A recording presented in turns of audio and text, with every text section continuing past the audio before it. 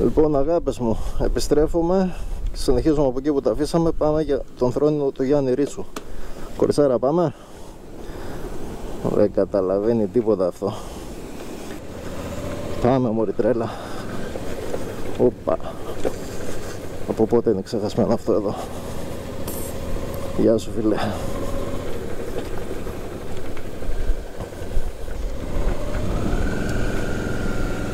Και εδώ είναι το ρέμα της Ρίβας που ακόμα εκβάλλει στις μεγάλες βροχές που τώρα τελευταία δεν τις βλέπουμε αυτές. Λοιπόν, ήδη το βλέπω. Ο θρόνος του Γιάννη Ρίτσου, λοιπόν, να, στα δεξιά μας.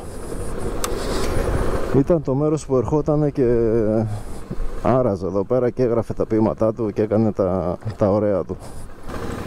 Πώς ξεκίνησε όμως όλο αυτό? Να πούμε δύο λογάκια. Εντάχει, λοιπόν, θα σου πω ότι στο 1954 ο μονεβασιώτης Γιάννης Ρίτσος ήρθε στην Σάμο που και παντρεύτηκε την Γαριφαλιό Γεωργιάδου, σαμιακής καταγωγής γιατρό, διακεκριμένη ιδιαίτερα.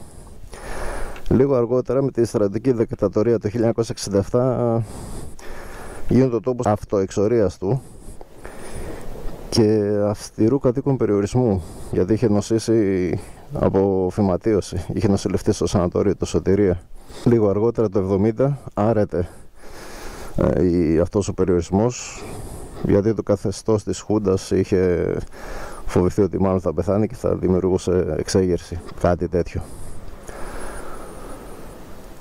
Και εδώ ήταν, λοιπόν, το μέρος που ερχόταν και άραζε. Έγραφε τα ποίηματά του, ζωγράφιζε βοτσαλωτές πέτρες, κάποιες εκ των οποίων σώζονται στο Λαογραφικό Μουσείο του Καρλοβάσου. Έλα να το δεις, μεταξύ άλλων έχει και άλλα ενδιαφέροντα εκθέματα.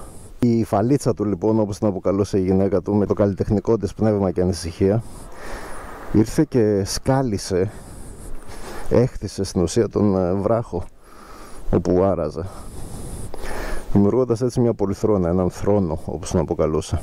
Ο Γιάννης Ρίτσος απεβίωσε το 1990 την 11η Νοεμβρίου, ξημερώματα. Ωστόσο ο θρόνος του στέκει αγέροχος και έρχεται ο Κοσμάκης και τον τιμά. Σήμερα στο νησί ζει η κόρη του Ιέρη και η εγγονή του. Έχουν δώσει πολύ υλικό και στα μουσεία και στον Δήμο. Γίνονται φεστιβάλ στο όνομά του. Τον θυμούνται. Εντάξει, δεν γίνεται να τον ξεχάσεις αυτόν τον άνθρωπο. Λοιπόν, και να σου το δείξω κιόλας. Το είναι ένα απόσπασμα της άρνησης. Καθόταν μονάχος στην πέτρα, καταδίκρυσε στη θάλασσα, δεν ήθελε να δει, να αποκριθεί, να νιώσει. Έχω δει διάφορους στο Instagram, στο Twitter που βγάζουν εδώ φωτογραφίες, που ποστάρουνε. Δεν ξέρω, παιδιά, εγώ νιώθω ένα δέος, δεν θέλω να καθίσω.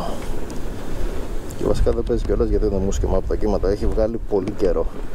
Έχει βγάλει πολύ κύμα και είναι πανέμορφα. Ωστόσο η θάλασσα είναι πολύ ζεστή. Οκ, κατεβαίνουμε, γιατί γίναμε λούτσα. Να ξανακαθαρίσω τον φακό. Ωραία. Αυτά τα λίγα για τον θρόνο του Γιάννη Ρίτσου.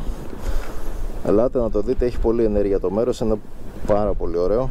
Ειδικά τώρα που δροσίζει είναι το κάτι άλλο. Λοιπόν, συνεχίζουμε προς περιοχή Ποτάμι, Παλαιό Καρλόβαση, λιμάνι. Λοιπόν, πάμε και θα το δούμε.